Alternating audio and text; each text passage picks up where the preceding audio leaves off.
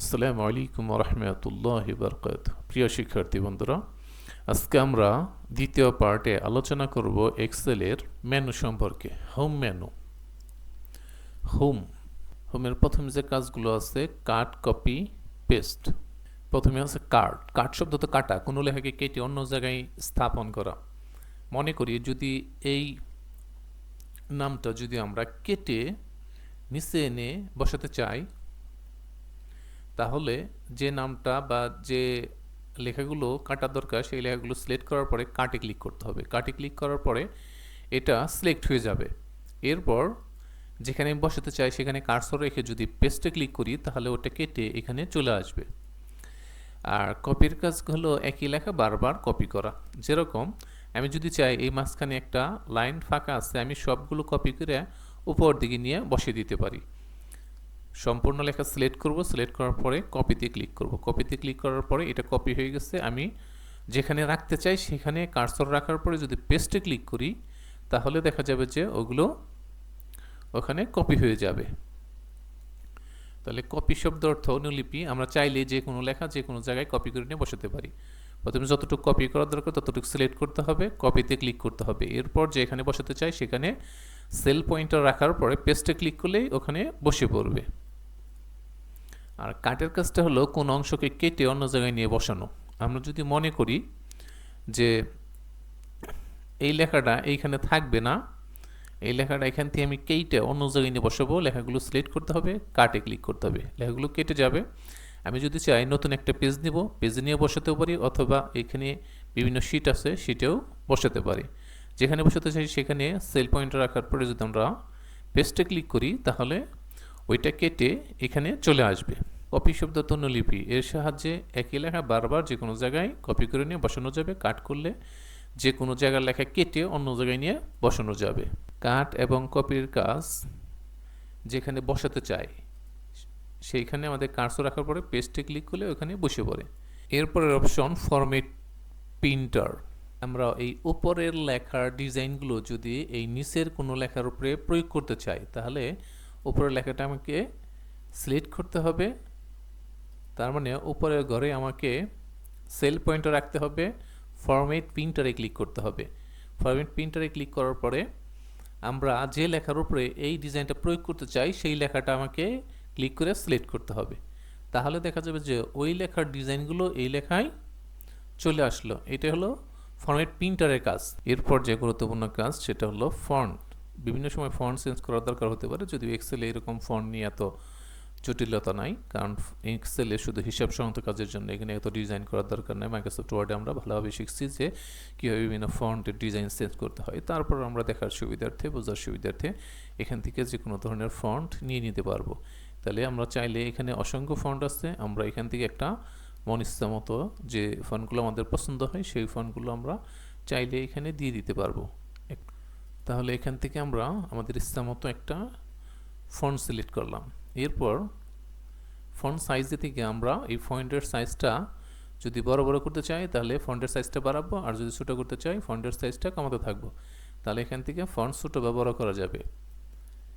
বিতে ক্লিক করলে বোল্ড হবে, লেখাগুলো গাঢ় হবে। আইতে ক্লিক করলে লেখাগুলো ইটালি মানে বাঁকা হবে। লেখাগুলো যেহেতু একটু বাঁকা আর বাঁকা হইতেছে না, অন্য ফন্টগুলো যদি আমি এখান থেকে সিলেক্ট করি যেগুলো সোজা আছে, এগুলো সিলেক্ট করার পর যদি আমরা ইটালিতে ক্লিক করি তাহলে দেখা যাবে যে এগুলো বাঁকা হবে আবার সোজা হবে। তাহলে এখান থেকে আমরা বিভিন্ন ফন্ট সিলেক্ট করা শিখলাম। এরপরে এখান থেকে বিভিন্ন সাইজ সিলেক্ট করা শিখলাম। এরপরে বিতে ক্লিক করলে বোল্ড হবে, লেখাগুলো মোটা হবে। আর আইতে ক্লিক করলে লেখাগুলো বাঁকা হবে। আর ইউতে ক্লিক করলে লেখাগুলো আন্ডারলাইন হবে। আমরা যদি চাই লেখার নিচ দিয়ে আন্ডারলাইন দেবো তাহলে এখান থেকে দিয়ে দিতে পারবো। তাহলে একটা করে ক্লিক করলেই এই ডিজাইনগুলো প্রয়োগ হবে, আবার একটা ক্লিক করলে ডিজাইনগুলো আবার আগের অবস্থায় ফিরে আসবো।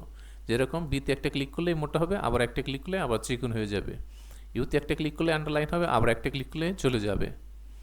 আইতে একটা ক্লিক করলেই লেখার ডিজাইনগুলো যদি খারাপ থাকে লেখাগুলো তাহলে বাঁকা হবে, আবার একটা ক্লিক করলে সোজা হয়ে যাবে। তাহলে আমরা এখানে ফন্টের ঘর থেকে বিভিন্ন ফন্ট সিলেক্ট করা শিখলাম। এরপরে ফন্টের সাইজ কীভাবে বাড়াতে হয় কমাতে হয়, এরপরে কীভাবে মোটা করতে হয়, কীভাবে বাঁকা করতে হয় এবং কীভাবে আন্ডারলাইন দিতে হয়। প্রিয় শিক্ষার্থী বন্ধুরা, আমরা একটা শিট করলাম, শিট করার পর যদি এখন চাই এই শিটটা আমি কি করব, প্রিন্ট করব। প্রিন্ট করতে চাইলে আমরা প্রিন্ট করার জন্য অফিস বাটনে ক্লিক করব, প্রিন্ট। প্রিন্ট করার আগে প্রিভিউতে একটু দেখে নিব যে এগুলো কীরকম বের হয়। তাহলে আমরা এখানে যেরকম দেখাইতেছে এরকমই প্রিন্ট হবে। আমাদের দরকার হলো এই ঘরগুলো সহ প্রিন্ট করা, কিন্তু এখানে প্রিন্ট করলে ঘর আসতেছে না। যদি আমরা চাই যে এই ঘরগুলো আমাদের প্রয়োজন, তার মানে সবগুলো লেখার যতগুলো লেখছি এগুলো সবগুলোর কি দরকার, আমার এই ঘরগুলো সহ প্রিন্ট করতে চাই, তাহলে যতগুলো ঘর আমাদের প্রয়োজন হবে ততগুলো ঘর সিলেক্ট করতে হবে। এরপর বর্ডার, এখানে অল বর্ডারে ক্লিক করব। এখন যদি আমি প্রিন্ট দেই, যতটুকু সিলেক্ট করা হয়েছিল ততগুলোর ভিতরে কি হয়ে গেছে, বর্ডার চলে আসছে। তাহলে আমরা চাইলেই যে কোনো সময় বর্ডার দিয়ে দিতে পারবো। আবার চাইলে যে এই বর্ডারগুলো আমার প্রয়োজন নাই, শুধু লেখা প্রিন্ট করলেই হবে, তাহলে বর্ডারগুলো বাদ দেওয়ার জন্য বাদ দিয়ে দিব। এছাড়াও বিভিন্ন স্টাইলের বর্ডার আছে, দেখে নিতে পারি এগুলো।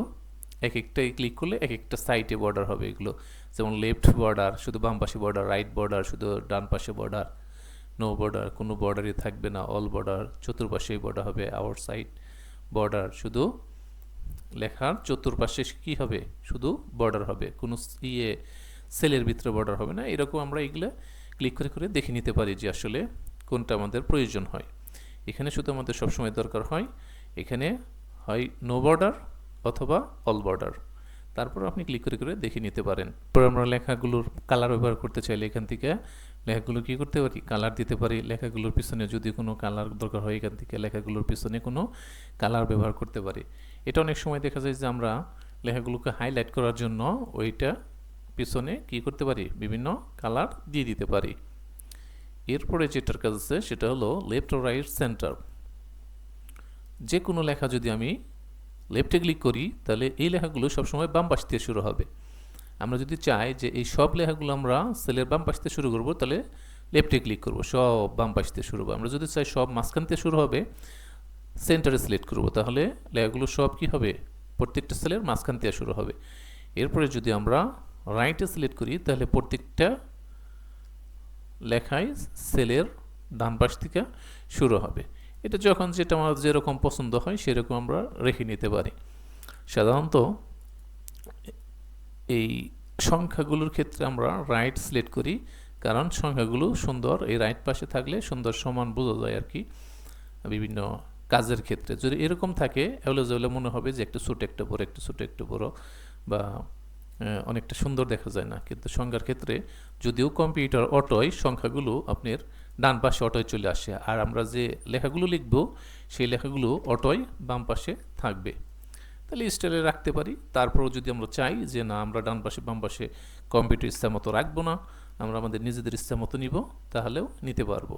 প্রিয় শিক্ষার্থী বন্ধুরা, যদি আমরা এই ঘরগুলো বড় বা ছোটো করতে চাই তাহলে আমরা এ এবং বির মাঝখানে যখন এরকম এ এবং বির মাঝখানে যখন আমরা কার্সর রাখবো তখন দুদিকে তীরের মতো চিহ্ন আসবো। যদি আমরা ডান দিকে টানতে থাকি তাহলে এই ঘরগুলো কি হতে থাকবে, বড় হতে থাকবে। আবার যদি এটা আপনি বাম দিকে টানেন এই ঘরগুলো কি হতে থাকবে, ছোট হতে থাকবে। তাহলে আমরা চাইলে যে কোনো সময় এই ঘরগুলো বড় বা ছোট করে নিতে পারবো আমাদের প্রয়োজন অনুযায়ী। যদি কখনো মনে হয় যে অনেকগুলো সেল একই সমানভাবে বড় দরকার, একই সমানভাবে আমরা দুই সিস্টেমে বড় করতে পারি।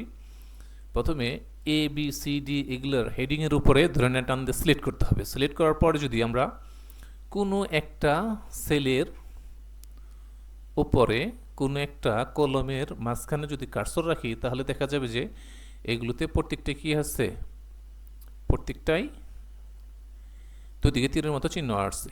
তখন যদি আমরা ধরে টান দেই তাহলে সবগুলো কি হবে, সমানভাবে বড় হয়ে যাবে।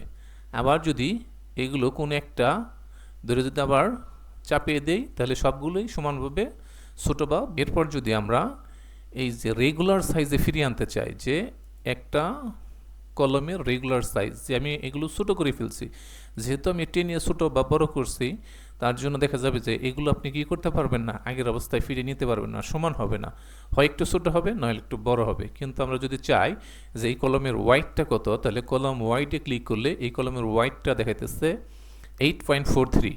এর মানে এই সবগুলো কলম যদি আমি সিলেক্ট করি, সিলেক্ট করার পরে রাইট বাটন ক্লিক করি, রাইট বাটন ক্লিক করার পরে কলম ওয়াইডে যদি আমি লিখে দিই 8.43, ওকে ক্লিক করি, অরিজিনাল সাইজে ফিরে আসবে। এটা যদি আমরা এই একই সিস্টেমে যদি এটা ছোটো বা বড় করতে চাই, একই সিস্টেমে বড় করতে পারবো, ছোটোও করতে পারবো। আমরা যদি লিখে ছোটো বড় করতে চাই তাহলে 8.43 এর চেয়ে যত বাড়াবো তত বড় হতে থাকবে, এর চেয়ে যত সংখ্যা কমাবো তত ছোটো হতে থাকবে। একই সিস্টেমে আমরা রোগুলো বড় ছোটো করতে পারি। রোগুলো সবগুলো সিলেক্ট করার পরে যখন দুদিকে তীরের মতো চিহ্ন আসবে তখন আমরা ধরে নিয়ে কী করব, টান দিব, তাহলে কি হবে, রোগুলো বড় হয়ে যাবে। আবার যদি ছোটো করতে চাই রোগুলো আবার চাপিয়ে দিলেই ছোটো হয়ে যাবে। কিন্তু আমরা যদি এটার অরিজিনাল সাইজে ফিরিয়ে আনতে চাই তাহলে রাইট বাটন ক্লিক করে এখানে রো হাইট, রোর উচ্চতা এখানে 9 দিয়ে আছে, আমরা যদি এর উচ্চতা 15 দিই, ওকে ক্লিক করি, তাহলে এটার অরিজিনাল সাইজে ফিরে আসবে। এরপর আমরা দেখব যে কীভাবে কোনো কলম রো লুকিয়ে রাখতে হয়। যদি আমাদের প্রয়োজন হয় কোনো অপ্রয়োজনীয় কলম বা রো কীভাবে লুকাতে হয়, সেটা আমরা যদি লুকাতে চাই তাহলে কীভাবে লুকাবো। যে কলম বা যে রোগুলো লুকানো দরকার সেগুলো আমাকে সিলেক্ট করতে হবে। মনে করি এফ এবং জি এই দুইটা কলম আমরা লুকিয়ে ফেলবো। তাহলে এফ এবং জি সিলেক্ট করার পরে ডান বাটন ক্লিক করব, মাউসের ডান বাটন ক্লিক করার পরে হাইটে ক্লিক করার সাথে সাথে দেখবেন ওগুলো লুকিয়ে যাবে, যে এই দুইটা কলম লুকিয়ে রয়েছে। এখন যদি আবার বের করার দরকার হয় যেখানে লুকাবে সেখানে আপনাকে আবার সিলেক্ট করতে হবে। সিলেক্ট করার পর ডান বাটন ক্লিক করে আনহাইডে ক্লিক করলে কি হবে, আবার চলে আসবে। তাহলে যে কোনো কলম রো যদি আমরা চাই যে এগুলো কি করব, লুকিয়ে রাখবো, যে আমি এই কলমটা লুকাবো, যদি অনেকগুলো হয় তাহলে অনেকগুলো টান দিয়ে সিলেক্ট করতে হবে, আর যদি চাই একটা তাহলে একটা আমরা ক্লিক করলেই সিলেক্ট হয়ে যাবে। এই এনের উপরে ক্লিক করার সাথে সাথে সিলেক্ট হয়ে গেছে। এবার ডান বাটন ক্লিক করব, মাউসের রাইট বাটন ক্লিক করে হাইটে ক্লিক করার সাথে সাথে দেখবেন এটা হাইট হয়ে গেছে। হাইট হওয়ার পরে আপনি কোথায় হাইট হয়েছে এটা বুঝবেন কীভাবে। আমরা যদি এই লেটারগুলো পড়তে থাকি, এল এম এন নাই, দেখেন, তার মানে আমরা বুঝতেছি যে এখানে একটা কলম মিসিং আছে। তাহলে যেখানে মিসিং থাকবে সেটার সামনে এবং পিছনে সহ সিলেক্ট করতে হবে। এরপরে এটার উপরে ডান বাটন ক্লিক করতে হবে, এরপরে আনহাইটে ক্লিক করতে হবে, তাহলে এটা চলে আসবে। একই সিস্টেমে যদি আমরা রোগুলো হাইড করে রাখতে চাই, যে আমি চাইতেছি যে দুইটা নামকে আমি কি করব, হাইড করে রাখবো, তাহলে যে দুইটা নামকে হাইড করব সেই দুইটা নাম আমরা সিলেক্ট করলাম, সেই দুইটা রো সিলেক্ট করব। সিলেক্ট করার পরে এটার উপরে ডান বাটন ক্লিক করলাম, এরপরে হাইড ক্লিক করলাম। হাইডে ক্লিক করার সাথে সাথে দেখেন এই দুইটা লুকিয়ে গেছে। একই সিস্টেমে আমরা কোথায় লুকিয়েছি এটা বুঝবো কীভাবে, 5, 6, 7, 8, দেখেন 9 নাই, 10 নাই, তাহলে আমরা বুঝতে পারতেছি যে এখানে কিছু লুকিয়ে আছে। আমরা যদি বের করতে চাই তাহলে উপরে নিচে সহ সিলেক্ট করব, যেখানে লুকাবে তার উপরে নিচে সহ সিলেক্ট করার পরে এটার উপরে ডান বাটন ক্লিক করতে হবে, এরপরে আনহাইডে ক্লিক করব, তাহলে এটা চলে আসবে। তাহলে বন্ধুরা এরপরের অপশনটা বোঝার জন্য আমরা এই রোগুলো একটু বড় করে নিই। রোগুলো একটু বড় করে নিলাম। রোগুলো বড় করার পরে আমরা যেটা দেখতে পাচ্ছি সেটা হলো যে প্রত্যেকটা লেখাগুলো সেলের মাঝখানে নাই। আমি যদি চাই লেখাগুলো সেলের মাঝখানে আনবো, কীভাবে আনতে পারি, এখানে সেল পয়েন্টার রেখে যদি আমরা এখানে সেন্টারে ক্লিক করি তাহলে এটা মাঝখানে আসবে। বামে ক্লিক করলে বামে যাবে, ডানে ক্লিক করলে ডানে যাবে।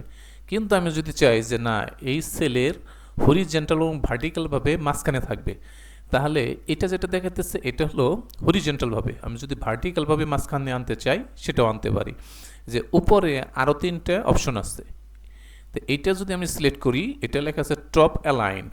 টপ অ্যালাইন্ড সিলেক্ট করলে উপরে অ্যালাইন্ড হবে, আর এটা হলো সেন্টার মিডল অ্যালাইন্ড, মাঝখানে হবে।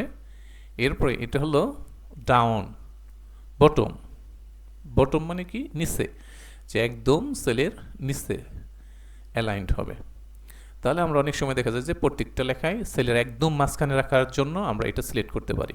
সব লেখাগুলো সিলেক্ট করব, সব লেখাগুলো সিলেক্ট করার পরে আমরা যদি এখান থেকে সেন্টার সিলেক্ট করি সব লেখাগুলো মাঝখানে থাকবে, কিন্তু হরিজেন্টাল এবং ভার্টিক্যালভাবে মাঝখানে থাকবে না। কিন্তু আমরা যদি এখান থেকেও সেন্টার সিলেক্ট করি তাহলে দেখা যাবে যে প্রত্যেকটা লেখায় সেলের একদম মাঝখানে থাকবে।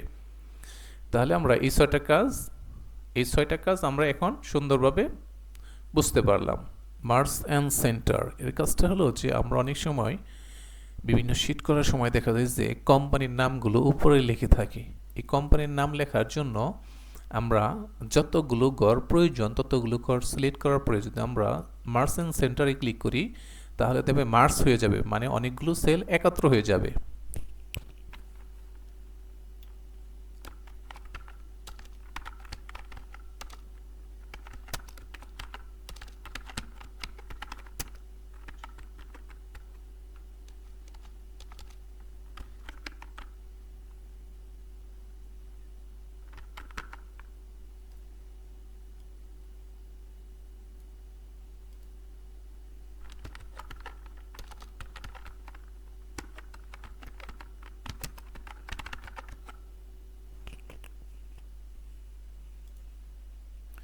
তাহলে বন্ধুরা এরকম কোম্পানির নাম লেখার জন্য আমরা কি করলাম, অনেকগুলো সেলকে একটা সেল বানাইলাম। অনেকগুলো সেলকে একটা সেল বানানোর জন্যই এটা হলো মার্চেন্ট সেন্টার সিলেক্ট করতে হয়। তাহলে যতগুলো সেলকে আপনার একত্র করা প্রয়োজন ততগুলো সেল আপনাকে সিলেক্ট করতে হবে। এরপর যে মার্চেন্ট সেন্টারে ক্লিক করেন তাহলে সেলগুলো কি হয়ে যাবে, একত্র হয়ে যাবে। এখন আপনি লেখা শুরু করলে এটা এই মাঝখান থেকে লেখা শুরু হবে। এটা বিভিন্ন সময় আমরা যখন বিভিন্ন কোম্পানির নাম টাম লিখি তখন এরকম দরকার হবে। এরকম শিটের উপরে দেখেন যে লেখা আছে অগ্রণী ব্যাংক মির্জাপুর ব্রাঞ্চ, তারপরে লেখা আছে yearly balance report of account holder. এই যে আমরা লিখছি এই ঘরগুলো কি করছি, মার্চ করে ফেলছি, তারপরে লিখছি। পর আমি আরেকটা শিট আপনাদের বোঝার সুবিধার্থে এখানে দেখাইতেছি, যদিও এইটা একটা স্বনামধন্য একটি কোম্পানির একটি শিট। আমি এই শিটটার কিছু অংশ মুছে ফেলছি। এখানে মোবাইল নাম্বারটা আর এখানে কোম্পানির নামটা ছিল, এটা আমি মুছে আমি একটা নাম আমার ইচ্ছা মতো দিয়ে দিচ্ছি। এটা একবারে অরিজিনাল একটা শিট। এইভাবে এরা শিট করে যে প্রথমে কোম্পানির নাম লেখে, এই সেলগুলো দেখেন মার্চ করে ফেলছে। বোঝার সুবিধার্থে আপনাদের এটা দেখাইলাম যে এটা হলো অরিজিনাল একটা কি কোম্পানির শিট। কোম্পানিটার নাম বললে দেখা যাবে যে 100 জন লোকের মধ্যে 100 জন লোকই চিনবে, তার জন্য এই কোম্পানির নামটা আমরা কেটে দিয়েছি। তাহলে বন্ধুরা আমরা বুঝতে পারলাম যে অনেকগুলো সেল যদি আমাদের কখনো কোনো কিছু লেখার জন্য যদি একটা করা দরকার হয় তাহলে আমরা ওই ঘরগুলো সিলেক্ট করার পর যদি মার্চেন্ট সেন্টারে ক্লিক করি ওই কটা সেল একত্র হয়ে যাবে। আবার যদি এই মার্চেন্ট সেন্টারে আরেকটা ক্লিক করি তাহলে ওই সেলগুলো আবার কি হয়ে যাবে, টুকরো হয়ে যাবে, মানে আগের অবস্থায় ফিরে আসবে। ডলারটা অনেক গুরুত্বপূর্ণ। যদি আমরা দেশের বাইরে লেনদেন করি তাহলে ডলারের চিহ্নটা দরকার হয়। যে আমি যদি চাই যে এই টাকাগুলো আমি ডলার চিহ্ন বসাবো এই টাকার সামনে, তাহলে আমরা এটা ডলার বানিয়ে দিতে পারি। এই ডলার উপরে ক্লিক করার সাথে সাথে এটা কি হয়ে যাবে, ডলার চিহ্ন হয়ে যাবে। এছাড়াও এই ডলারের ভিতরে আপনি এই ছোট্ট একটা অ্যারোতে ক্লিক করলে এখানে বিভিন্ন দেশের আপনার নাম লেখা থাকবে এবং ওই দেশের কারেন্সিগুলো দিয়ে থাকবে। তাহলে এখান থেকে যদি আমরা ইউরো সিলেক্ট করি তাহলে এখানে কি হয়ে গেছে, 630 ইউরো। এরকম আমরা চাইলে কি করতে পারি, ডলার অথবা ইউরো অথবা এছাড়া মোরে ক্লিক করলে আপনি আরও অনেক দেশের সিম্বলগুলো এখানে কারেন্সির ভিতরে দেখতে পাবেন। যে আপনার এখানে নাম লেখা আছে অবশ্যই কোনটা কোন দেশের চিহ্ন, এখানে ক্লিক করে করে আপনি দেখে নিতে পারেন। যে দেশের সাথে আপনি লেনদেন করবেন চাইলেই ওই দেশের মুদ্রার চিহ্নটা এখানে বসিয়ে দিতে পারবেন। ঠিক আছে, তাহলে আমরা এখান থেকে চাইলে কি করতে পারবো, ডলার বসিয়ে দিতে পারবো। আবার যদি কখনো দরকার হয় যে এটা বাদ দিয়ে দিবেন, যে উপরে লেখা আছে দেখেন অ্যাকাউন্টিং, এখান থেকে আপনি কি করবেন, জেনারেল সিলেক্ট করে দেন, দেখেন আগের অবস্থায় ফিরে আসছে। এছাড়াও এখান থেকে আপনি কি করতে পারেন, এই যে বিভিন্ন সময় পার্সেন্টেজ দরকার হয়, পার্সেন্ট এখান থেকে পার্সেন্ট বসিয়ে দিতে পারেন, পার্সেন্ট বসে যাবে। জেনারেলে ক্লিক করলে আবার আগের অবস্থায় ফিরে আসবে। টাইম সিলেক্ট করলে টাইম দেখা দিচ্ছে, এটা ক্লিক করলে আবার জেনারেল আগের অবস্থায় ফিরে আসবে। অনেক সময় দেখা যায় যে বিভিন্ন কোম্পানির রেটগুলো লেখার পরে কি করে একটা দশমিক দিয়ে দূরে করে শূন্য বসে দেয়। আপনি যদি সাধারণ অবস্থায় একটা ধরলাম এখানে 500 বসাইলাম, বসানোর সাথে সাথে দেখেন ওগুলো থাকতেছে না, চলে গেছে। কিন্তু যদি কোম্পানি বলে না এটা আমার লাগবে, এটা আমাকে বসিয়ে দিতে হবে, তাহলে আপনি এগুলো সিলেক্ট করবেন। সিলেক্ট করার পর যদি এখানে জেনারেল থেকে আপনি এখান থেকে এখানে এই যে লেখা আছে নাম্বার 00, এটা ক্লিক করার সাথে সাথে দেখবেন যে অটো সবগুলোতে কী হয়ে যাবে, বসে যাবে। কিন্তু আপনি যদি সাধারণ অবস্থায় এগুলো লিখতে চান যে 75.00, তাহলে এগুলো থাকবে না। কোথা থেকে বসাতে হবে, এই জায়গা থেকে এটা বসে দিতে পারেন। তাহলে এখানে মোটামুটি অনেক গুরুত্বপূর্ণ কাজগুলো আমরা দেখিয়ে দিলাম। এখানে আরেকটা গুরুত্বপূর্ণ কাজ আছে, সেটা হলো টেক্সট। টেক্সটটা কি কাজে লাগে, টেক্সটটা আপনি যদি এই এক্সেলের ভিতরে যদি আপনি আপনার মোবাইল নাম্বারটা লিখতে চান, দেখেন 01726566773, একটা মোবাইল নাম্বার লেখার পরে দেখবেন আপনি জিরো থাকবে না, ওই মোবাইল নাম্বারে জিরোটা নাই। এরকম বিভিন্ন কোম্পানির বিভিন্ন মোবাইল নাম্বার লেখার সময় দেখা যায় যে আমরা মোবাইল নাম্বার লিখি ঠিকই কিন্তু ওই সামনের জিরোটা থাকে না। কিন্তু আমরা যদি চাই যে বাধ্যতামূলক এটা জিরোটা আমাকে বসাতেই হবে, তাহলে আমরা যে সেলগুলোতে ওই জিরোগুলো বসানোর দরকার সেই সেলগুলো সিলেক্ট করার পর যদি আমরা এখান থেকে টেক্সট সিলেক্ট করি, এরপরে যদি মোবাইল নাম্বারগুলো লিখতে থাকি তাহলে দেখা যাবে যে এই মোবাইল নাম্বারের জিরোগুলো কী হবে না, আর লুকিয়ে যাবে না। এখন যা লিখবো তাই থাকবে, ঠিক আছে। দেখেন এখন জিরো সুন্দরভাবে বসে গেছে। তাহলে এটার ভিতরে আমরা গুরুত্বপূর্ণ কয়েকটা কাজ দেখে নিলাম, আশা করি বুঝতে পারছেন। গুরুত্বপূর্ণ কাজটা দেখাবো সেটা হলো কন্ডিশনাল ফরম্যাটিং। ফরম্যাট শব্দ তো সাজানো, আমরা যদি কন্ডিশন অনুযায়ী কোনো স্যালারিগুলো সাজাতে চাই সাজাতে পারি। মনে করি এগুলো একটা নাম আর এগুলো হলো তাদের স্যালারি। এখন আমরা এটা বোঝার সুবিধার্থে মনে করলাম এটা হলো ইউএস ডলার হিসেবে তারা প্রতি মাসে বেতন পায়। এই জাহিদ নামে ছেলেটা 4,000 টাকা বেতন পায়, এরপরে যে বেতন পায় সেটা হলো 2,200, এরপরে 1,000, এরকম 3,000, 3,600, এরকম বিভিন্ন ধরনের বিভিন্ন বেতন এখানে তুলে প্রতি মাসে। আমরা যদি এখানে হাজার হাজার লোকের মাঝখান থেকে যদি আমরা একটা কন্ডিশন অনুযায়ী সাজাতে চাই, যে মনে করি আমরা যে এখানে যারা চাকরি করে তারা যারা 3,000 টাকার উপরে বেতন পায় তাদের শুধু আমার হাইলাইট করা দরকার, তাহলে আমি এই কন্ডিশন ফরম্যাটিংয়ের সাহায্যে হাইলাইট করতে পারবো। কি প্রথমে লেখাগুলো সিলেক্ট করতে হবে, সিলেক্ট করার পর ফরম্যাটিংয়ে ক্লিক করতে হবে, এরপরে হাইলাইট সেল রুলস ক্লিক করার পরে একবার মোর রুলসে ক্লিক করলে এখানে দেখবেন যে লেখা আছে গ্রেটার দেন সিলেক্ট করতে পারেন অথবা লেস দেন সিলেক্ট করতে পারেন। আমরা গ্রেটার দেন সিলেক্ট করলাম, এখান থেকে গ্রেটার দেন সিলেক্ট করে লিখে দিলাম 3,000। যে 3,000-এর উপরে যারা বেতন পাইছে তাদের জন্য আমরা একটা কালার দিয়ে দিলাম বোঝার সুবিধার্থে, ওকে ক্লিক করব। এবার ওকে ক্লিক করব, তাহলে সম্পূর্ণ সেলগুলোতে থেকে যারা শুধু 3,000 টাকার উপরে বেতন পাইছে তাদের শুধু দেখাবে, গ্রেটার দেন মানে বেশি, 3,000 টাকার বেশি। এরকম আমরা যদি লেস দেন মানে কম সাজাতে চাই তাহলেও একই সিস্টেমে আমরা কি করতে পারবো, সাজাতে পারবো। আমরা এখান থেকে লেস দেন সিলেক্ট করব, লেস দেন সিলেক্ট করার পরে যদি এখানে আমরা লিখে দিই 3,000 টাকা কম, তাদের জন্য একটা কালার দিয়ে দিলাম। ওকে ওকে, তাহলে যারা 3,000 টাকার কম তাদের এক কালারে আমরা সাজাতে পারবো। এরকম কন্ডিশনাল ফরম্যাটিংটা হলো শর্ত সাপেক্ষে সাজানো। আমরা 3,000 টাকার উপরে যারা পায় তাদের এক কালারে সাজাইলাম, আর 3,000 টাকা যারা নিচে বেতন পায় তাদের আরেকটি কালারে সাজাইলাম। ফরম্যাটিং অ্যাজ টেবিল, এখান থেকে আপনি কি করতে পারেন, টেবিলটা সাজাতে পারেন, ক্লিক করে করে দেখে নিতে পারেন। এগুলো ক্লিক করে করে দেখে নিতে পারেন, এগুলো অনেক সোজা। আর এক্সেলে এত সাজানোর কাজগুলো আমাদের দরকার হয় না, যেহেতু এক্সেলটা হলো হিসাবের কাজ করার জন্য, তার জন্য এক্সেল আমরা শুধু হিসাব সংক্রান্ত যতগুলো কাজ আছে সেগুলো দেখব। ওকে, তারপরে আপনি এগুলো অনেক সহজ আছে দেখে নিতে পারেন। ইনসার্ট শব্দ তো সংযোজন করা, যুক্ত করা, নতুনভাবে কোনো কিছু তৈরি করা। ইনসার্টে যদি আমরা এখানে ইনসার্ট সেল, যদি আমরা সেল তৈরি করতে চাই সেল তৈরি করতে পারবো।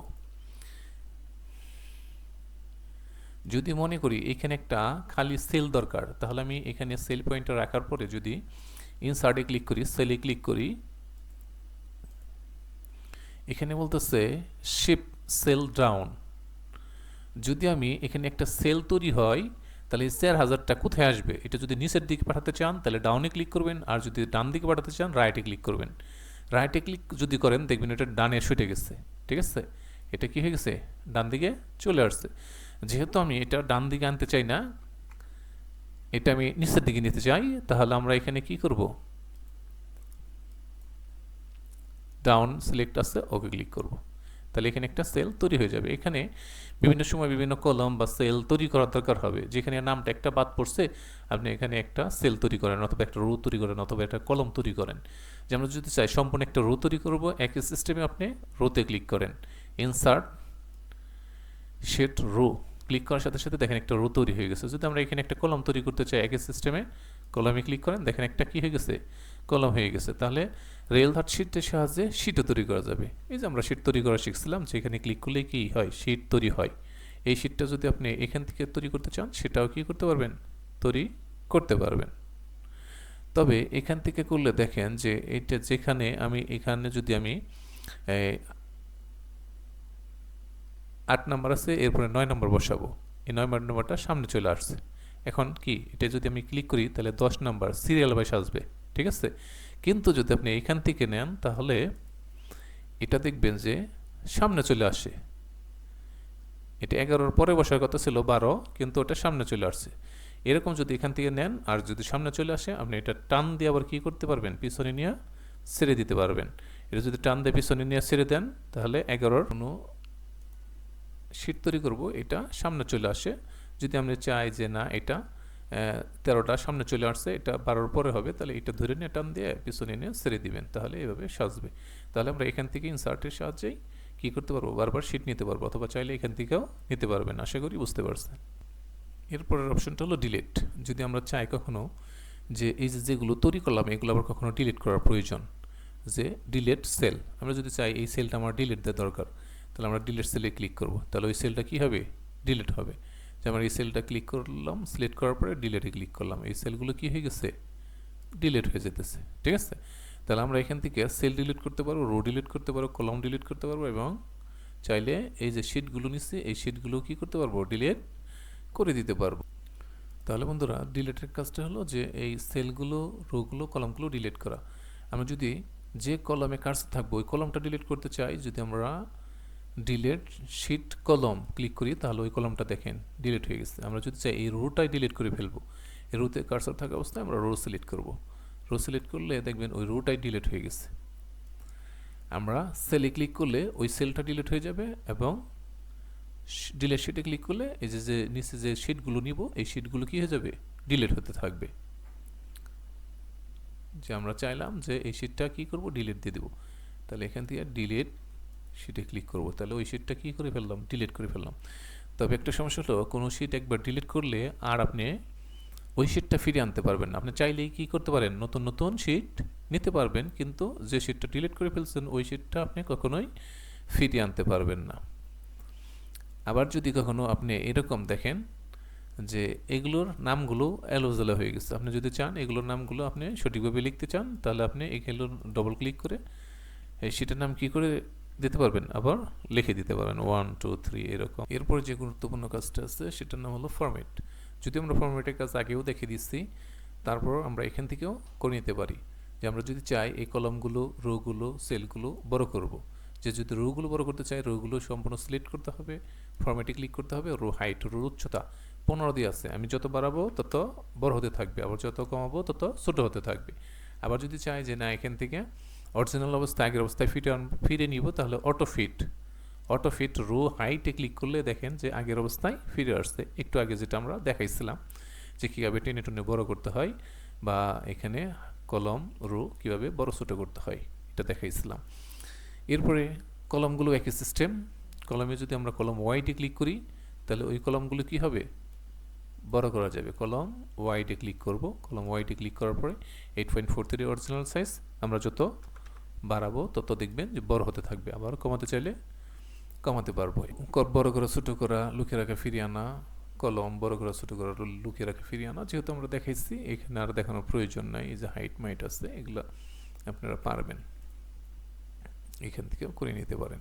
সিলেক্ট করে যদি আপনি এখান থেকে হাইটে ক্লিক করেন, এখানে রোতে ক্লিক করলে রো হাইট হবে, কলমে ক্লিক করলে কি কলম হাইট হয়ে যাব। আবার যদি সিলেক্ট করে এখান থেকে আনহাইট দিয়ে দেন, তাহলে আবার কি হবে, চলে আসবে। তাহলে আমরা চাইলেই কি করতে পারবো, লুকিয়ে রাখতে পারবো, আবার চাইলেই কি করতে পারবো, আবার ফিরিয়েও নিয়ে আসতে পারবো। এগুলো আপনি ক্লিক করে করে দেখে নিতে পারেন, এগুলো পারবেন। যেহেতু আমরা একই কাজ 2বার 3বার দেখালে ভিডিওটা অনেক বড় হয়ে যেতে পারে। এরপরে গুরুত্বপূর্ণ কাজটা হলো অটো ফরম্যাট। অটো ফরম্যাটের কাজটা হলো যে আমরা যদি অনেক সময় স্যালারিগুলো যোগ করার দরকার হয়, আপনি যদি চান যে আমরা কোনো স্যালারি যোগ করবো, তাহলে কম্পিউটার অটোই কী করে দেয়, স্যালারিগুলো যোগ করে দেয়। আমরা কিছু বোঝার সুবিধার্থে কিছু সংখ্যা লেখার পর যদি চাই এখন এই সংখ্যাগুলোর যোগফল বের করব, তাহলে শেষে যদি কার্সর রাখার পরে যদি আমরা অটোসামে ডাবল ক্লিক করি, মানে 2টা ক্লিক করতে হবে, অটোসামে একটা ক্লিক করলাম, আরেকটা ক্লিক করলাম, 2টা ক্লিক করার সাথে সাথে এটার যোগফল বের হয়ে গেছে। একই সিস্টেমে আপনি কী করতে পারেন, যোগফলগুলো বের করে নিতে পারেন। আমরা যদি চাই এই সবগুলো যোগফল বের করবো, এখানে সেল পয়েন্টার একদম যোগফল যেখানে বের করতে চাই সেখানে নিচে রাখার পরে আমরা অটোসামে ডবল ক্লিক করব, 2টা ক্লিক করব, 2টা ক্লিক করলেই এই সবগুলোর যোগফল এখানে বের করে দিয়েছে। আমরা যদি কখনো চাই যে আমার সবগুলো যোগফল দরকার না, আমার শুধু এই 2টা বা 3টার যোগফল দরকার, আমরা যদি এটা সিলেক্ট করি, সিলেক্ট করার পর আমরা নিচে বারের দিকে তাকালে আমরা দেখতে পারবো যে এখানে লেখা আছে প্রথমে অ্যাভারেজ, তারপর কাউন্ট, তারপরে সাম। সাম মানে যোগ, এই তিনটার যোগফল দেখাতেছে। তিনটা সেলের যোগফল কত, সেটা হলো 985। সেল কয়টা, তিনটা। 985 যদি ভাগ দেওয়া হয় 3 দ্বারা কত করে পড়বে সেটাও দেখাতেছে। ঠিক আছে, তাহলে এক্সেল যেহেতু অনেক সোজা হিসাব করার জন্য, যে আমরা শুধু সিলেক্ট করলেই কম্পিউটার অটোই আমাকে বলে দিতেছে যোগফল কত, কয়টা সিলেক্ট করছি, কয়টা সেল সিলেক্ট করা হয়েছে এবং এভারেজ কত। এরপরে ফিটের কাজটাও যদি কপির সিস্টেমের মতোই, যে আমরা যদি অনেক সময় দেখা যায় যে একই লেখা বারবার অনেকগুলো ঘরে বসানোর প্রয়োজন হয়, তাহলে আমরা এইভাবে বসিয়ে দিতে পারি। তাহলে মনে করি আমরা যে এই সংখ্যাটা অনেকগুলো সেলে আমার কপি করে বসানো দরকার, তাহলে সবগুলো সেল, যতগুলো সেলে বসানো দরকার ততগুলো সেল সিলেক্ট করার পরে, যেহেতু আমি নিচের দিকে সিলেক্ট করছি, এখানে ডাউন লেখা আছে, ডাউনে ক্লিক করলে এখানে নিচের দিকে কপি হয়ে যাবে, বসে যাবে। এরপরে যদি আমরা একই সংখ্যা দ্বারা ডান দিকে পূরণ করতে চাই, ডান দিকে সিলেক্ট করব, ফিল শব্দটা পূর্ণ করা। যদি আমরা এবার রাইটে সিলেক্ট করি, তাহলে দেখা যাবে যে ডান দিকে এই সংখ্যাটা দ্বারা পূরণ হয়ে যাবে।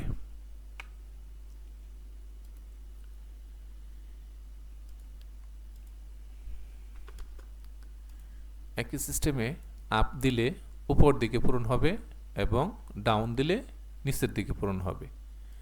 লেফট মানে বামে, বাম দিকে পূরণ হবে। এরপর যে কাজটা আছে সেটা নাম হলো ক্লিয়ার। ক্লিয়ার শব্দ তো পরিষ্কার করা, লেখাগুলো সব কেটে ফেলতে পারেন। ক্লিয়ার অল দিলে কি হবে, সব লেখাগুলো কেটে যাবে। এরপর ক্লিয়ার ফরম্যাটে ক্লিক করলে এই যে সাজাবেন, এই সাজানোগুলো কাটতে চাইলে ক্লিয়ার ফরম্যাটে দিয়ে দিবেন, তাহলে যত ধরনের সাজাবেন, সুন্দর করবেন, এগুলো ক্লিয়ার পরিষ্কার করে ফেলতে পারেন।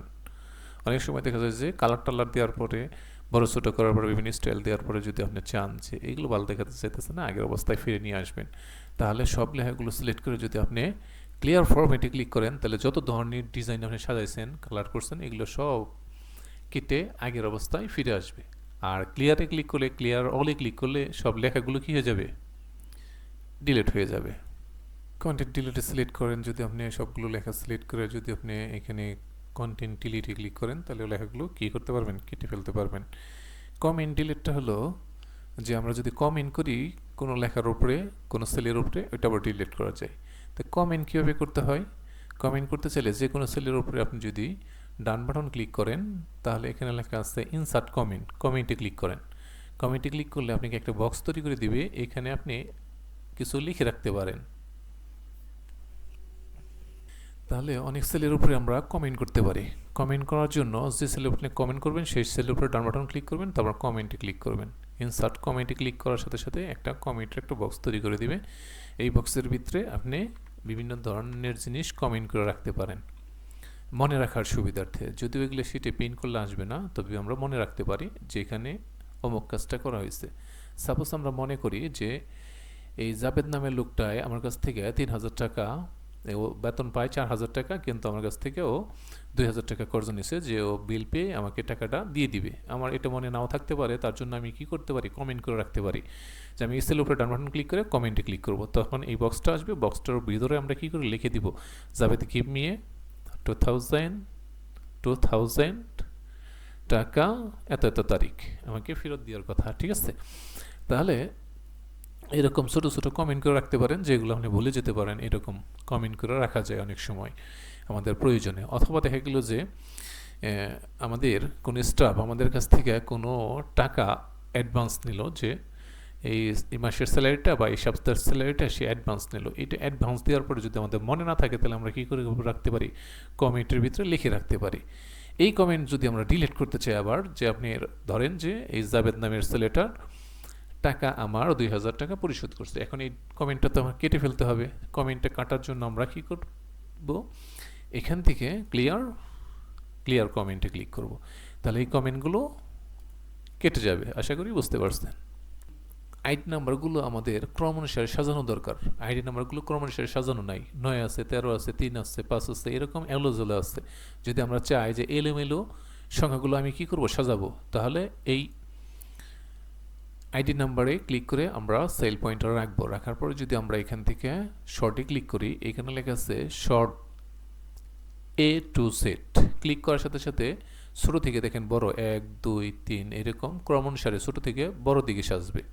আর যদি আমরা এখান থেকে জেড টু দেই তাহলে দেখবেন যে কি বড় থেকে ছোট দিকে সাজবে। একই সিস্টেমে যদি আমরা স্যালারিগুলো সাজাতে চাই, এ টু জেড সিলেক্ট করলে স্যালারি ছোট থেকে বড় দিকে যাবে, আর জেড টু এ সিলেক্ট করলে স্যালারি বড় থেকে ছোট দিকে আসবে। একই সিস্টেমে আমরা যেগুলো লেটার আল্লাহ সেগুলো লেটার অনুযায়ী সাজাতে পারবো। এ টু জেড সিলেক্ট করলাম, এর সিরিয়াল, ডি এর সিরিয়াল, এরপর জেড সিরিয়াল, এরকম সাজানো যাবে। তাহলে শর্টের কাজটা হলো শুধু সাজানো, হয় ক্রম অনুসারে সাজানো, যে হয় ছোট থেকে বড়, না হলে বড় থেকে ছোট। এরপরে যেটা আছে সেটার নাম হলো ফিল্টার। ফিল্টার শব্দ তো থাকা তথ্যগুলিকে সেকে সেকে দেখা যাবে। কীরকম? এই সম্পূর্ণ ডাটাটা আমরা সিলেক্ট করলাম, তথ্যটা সিলেক্ট করার পরে যদি আমরা ফিল্টারে ক্লিক করি, ফিল্টারে ক্লিক করার পরে ফিল্টারে ক্লিক করলাম, ফিল্টারে ক্লিক করলাম, এখন দেখেন যে সবগুলোতে একটা অ্যারো চলে আসছে। এখন আমরা এখান থেকে সেকে সেকে দেখতে পারবো যে আমরা চাইলাম যে শুধু ছেলেদের বা মেয়েদের দেখবো, আমরা শুধু ছেলেদের দেখতে চাই, ওকে ক্লিক করলাম, দেখেন সব ছেলেদের দেখাতেছে। এরকম সেকে দেখার জন্য আমরা কি করতে পারি? ফিল্টার সাহায্য নিতে পারি। আমরা এখানে সব ডিস্ট্রিক্ট দেখাতেছে, আমি শুধু ট্রায়াঙ্গেল ডিস্ট্রিক্টগুলো দেখতে চাই, ট্রায়াঙ্গেল সিলেক্ট করে ওকে ক্লিক করলাম, তাহলে দেখেন শুধু ট্রায়াঙ্গেল ডিস্ট্রিক্টগুলো আমাদের এখানে শো করবে। এরকম আমরা চাইলে এভাবে আমরা ফিল্টারের সাহায্যে যে কোনো তথ্যকে সেকে সেকে দেখতে পারি।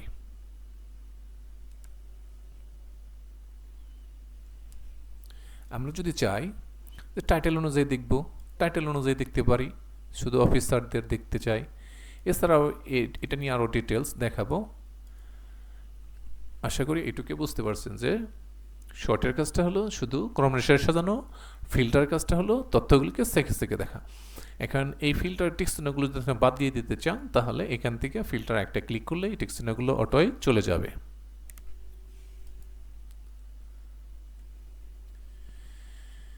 ফাইন্ডের কাজ হলো খোঁজা, কোনো ওয়ার্ড নাউন সংখ্যাকে খুঁজে বের করতে পারেন। ফাইন্ডে ক্লিক করবেন, ফাইন্ডে ক্লিক করার পর যদি ফাইন্ড ওয়ার্ড কি খুঁজো, যে আপনি যাকে খুঁজতে চান তাকে আপনি লিখে দিতে পারেন।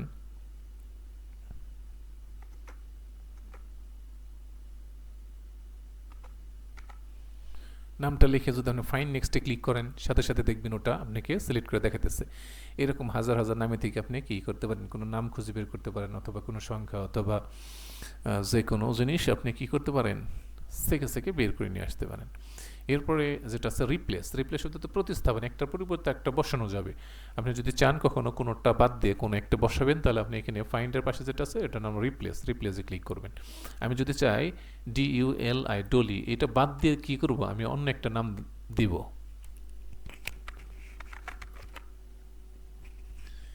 একটা নাম বসাতে চাই, তাহলে উপরের নামটা বাদ দিয়ে নিচের নামটা আমি কি করতে চাই, বসাতে চাই। তাহলে নিচের নামটা লেখা শেষ হইলে আপনি যদি এখানে রিপ্লেসে ক্লিক করেন, অথবা রিপ্লেস অলে ক্লিক করতে পারেন, রিপ্লেসে ক্লিক করলে দেখবেন ওটা রিপ্লেস হয়ে যাবে। দেখেন ওই নামটা কি হয়ে গেছে, রিপ্লেস হয়ে গেছে। তাহলে এরকম রিপ্লেসের সাহায্যে, ফাইন্ডের সাহায্যে কোনো ওয়ার্ড নাউন সংখ্যা খুঁজে বের করতে পারেন, আর রিপ্লেসের সাহায্যে কোনো একটার পরিবর্তে কোনো একটা বসিয়ে দিতে পারেন। তাহলে আমরা ফাইন্ডের কাজ কোনো ওয়ার্ড নাউন সংখ্যা খুঁজে বের করা, আর রিপ্লেসের কাজ কোনো ওয়ার্ড নাউন সংখ্যার পরিবর্তে কোনো ওয়ার্ড নাউন সংখ্যা বসিয়ে দেওয়া। মাইক্রোসফট ওয়ার্ডে আমরা এটা সম্পর্কে ডিটেলস আলোচনা করছি। প্রিয় শিক্ষার্থী বন্ধুরা, আজকের ভিডিওটাও অনেক গুরুত্বপূর্ণ ছিল। এখানে আপনি প্র্যাকটিস করার সময় যদি কোনো সমস্যায় পড়েন অথবা কোনোটা না বোঝেন, তাহলে আমাদের কমেন্ট করতে পারেন। আমরা আশা করি আপনার সমস্যার সমাধান দিতে পারবো ইনশাল্লাহ। ভালো থাকবেন। আসসালামু আলাইকুম ওয়া রাহমাতুল্লাহি ওয়া বারাকাতুহু।